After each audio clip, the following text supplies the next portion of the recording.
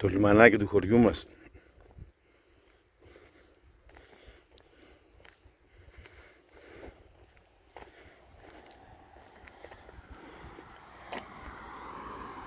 Καλημερίζω.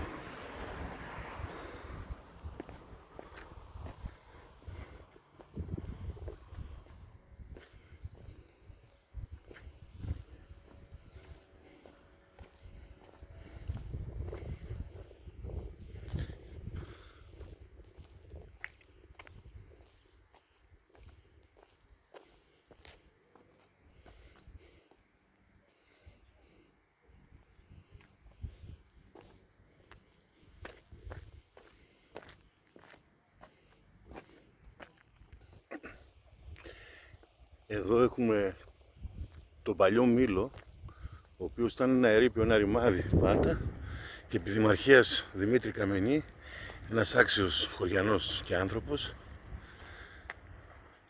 τον επισκέβασε και έχει μείνει τώρα μνημείο. Και το γύρο χώρο βέβαια. Στο βάθος βλέπουμε το Σάρλιτσα, είναι ένα παλιό ξενοδοχείο τουρκικό από τις αρχές του 1900, το οποίο πέρασε μέρες πολύ λαμπρές και έχει κλείσει από, νομίζω, αρχές του 80, κάπου εκεί. Εγώ ίσα που το θυμάμαι να λειτουργεί σε σχολή μαγείρων τότε, και τώρα είναι σε αυτό το χάλι. Υπάρχει μια ελπίδα να το επισκευάσουν και να λειτουργήσει ή να γίνει κάτι επισκέψιμο, τέλος πάντων.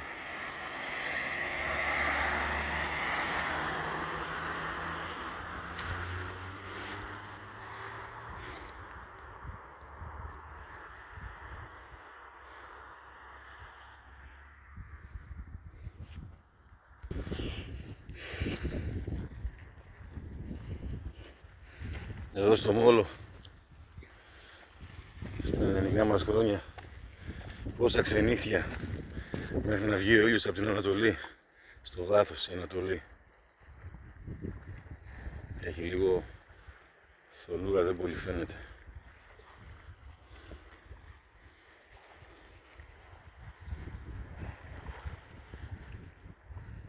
Αν και δεν είναι μακριά, 12 μίλια μόνο. Πόσες αναμνήσεις.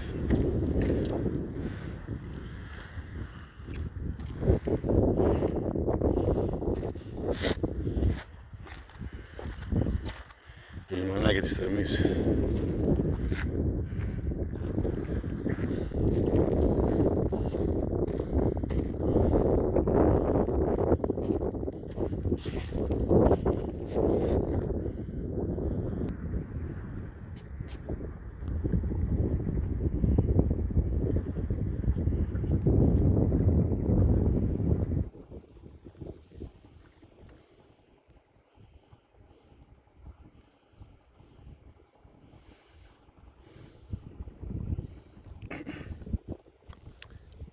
Η Θερμή βρίσκεται τώρα 1 χιλιόμετρο ψηλά, όμως ο οικισμός έχει χτιστεί τουλάχιστον 7 φορές, φτιαγμένος από τα προομηρικά χρόνια.